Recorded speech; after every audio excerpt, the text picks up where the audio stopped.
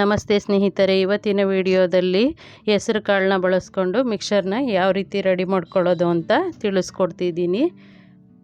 ಈ ರೀತಿ ರೆಡಿ ಮಾಡ್ಕೊಂಡಿದ್ದೀನಿ. ನಾನಿಲ್ಲಿ ಕೊಬ್ಬರಿ, ಕಡಲೆಕಾಯಿ ಬೀಜ, ಹುರ್ಗಡ್ಲೆ, ಹಾಗೆಯೇ ಬೆಳ್ಳುಳ್ಳಿ, ಗೋಡಂಬಿ ಎಲ್ಲನೂ ಬಳಸ್ಕೊಂಡಿದ್ದೀನಿ.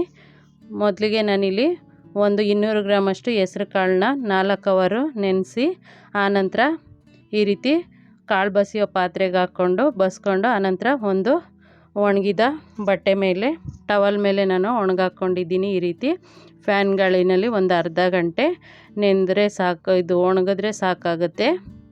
ಈ ರೀತಿ ಆಡಿಕೊಂಡು ಒಣಗಿಸ್ಕೊಳ್ತೀನಿ. ಅದು ಹಾಗೆಯೇ ಬಟ್ಟೆನಲ್ಲಿ ಸ್ವಲ್ಪ ಪ್ರೆಸ್ ಮಾಡಿಕೊಂಡ್ರೆ ಬೇಗ ನೀರಿನಂಶ ಹೋಗುತ್ತೆ ಹೆಸರು ಕಾಳು ಮೇಲಿರೋದು. ಆನಂತರ ನಾನಿಲ್ಲಿ 1 ಬೌಲಷ್ಟು ಕಡಲೆ ಹಿಟ್ಟನ್ನ ತಗೊಂಡಿದ್ದೀನಿ. ಹಾಗೆ 1.5 ಸ್ಪೂನಷ್ಟು ಅಕ್ಕಿ ಹಿಟ್ಟನ್ನ ಸೇರಿಸ್ಕೊಂಡಿದ್ದೀನಿ.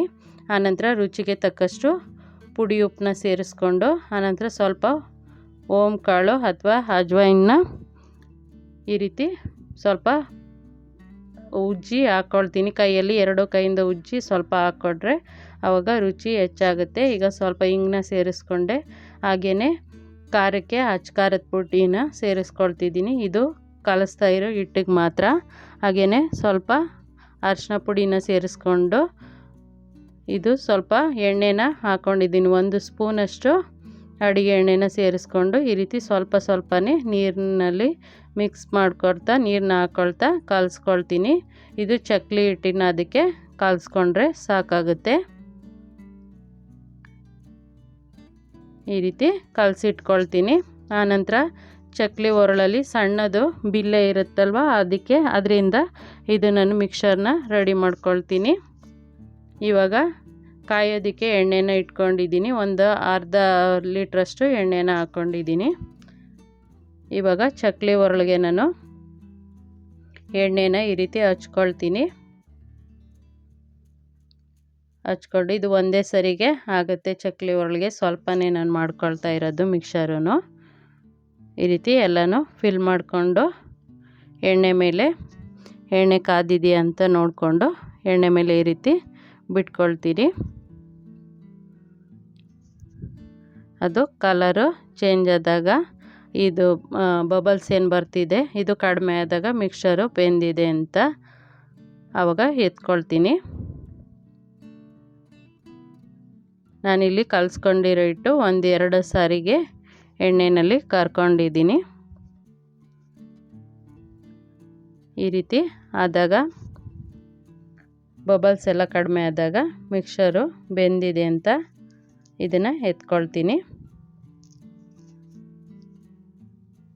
ಇದನ್ನು ಎತ್ಕೊಂಡು ಇನ್ನೊಂದು ಸರಿಗೆ ಹಾಕ್ಕೊಂಡಿದ್ದೀನಿ. 2 ಸಾರಿಗೆ ನಾನು ಮಾಡ್ಕೊಂಡಿರೋ ಅಂಥ ಹಿಟ್ಟಿಗೆ 2 ಸಾರಿಗೆ ಆಯಿತು.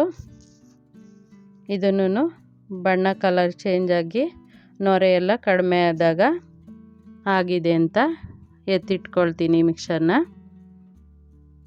ಆನಂತರ ನಾನು ಇದಕ್ಕೆ ಕಡಲೆಕಾಯಿ ಬೀಜ, ಹುರ್ಗಡ್ಲೆ ಎಲ್ಲನೂ ಈ ರೀತಿ ಜಾಲರಿನಲ್ಲಿ ಬೇಯಿಸ್ಕೊಳ್ತೀನಿ. ಎಣ್ಣೆಗೆ ಹಾಕ್ಬಿಟ್ರೆ ಎತ್ಕೊಳ್ಳೋದು ಕಷ್ಟ ಆಗುತ್ತೆ, ಅಂದರೆ ಸರಿಗೆ ಬರೋದಿಲ್ಲ. ಹಾಗಾಗಿ ಈ ರೀತಿ ಜಾಲರಿನಲ್ಲಿ ಫ್ರೈ ಮಾಡಿಕೊಂಡ್ರೆ ನೀಟಾಗಿ ಆಗುತ್ತೆ. ಇವಾಗ ಗೋಡಂಬಿನ ಹಾಕ್ಕೊಂಡೆ, ಸ್ವಲ್ಪ ಹಾಕ್ಕೊಂಡಿದ್ದೀನಿ. ಒಂದು 30-35 ಗೋಡಂಬಿನ ಹಾಕ್ಕೊಂಡಿದ್ದೀನಿ. ಇದು ಬೇಕಾದರೆ ಸೇರಿಸ್ಕೊಳ್ಳಿ, ಇಲ್ಲದೇ ಇದ್ದರೂ ಪರವಾಗಿಲ್ಲ. ಆನಂತರ 1 ಬೆಳ್ಳುಳ್ಳಿನ ಜಜ್ಜಿಟ್ಕೊಂಡಿದ್ದೆ, ಅದನ್ನು ಸೇರಿಸಿ ಈ ರೀತಿ ಬೇಯಿಸಿ ಎತ್ತಿಟ್ಕೊಳ್ತೀನಿ. ಆನಂತರ ಒಣಮೆಣಸಿನ್ಕಾಯಿ 6 ಒಣಮೆಣಸಿನ್ಕಾಯಿನ ಹಾಗೆ ಬೇಯಿಸ್ಕೊಳ್ತೀನಿ. ಆನಂತರ ಮುರಿದಿಟ್ಕೊಳ್ತೀನಿ, ಇಲ್ಲಾಂದರೆ ಬೀಜ ಎಲ್ಲ ಎಣ್ಣೆಯಲ್ಲಿ ಬಿಟ್ಟೋಗುತ್ತೆ.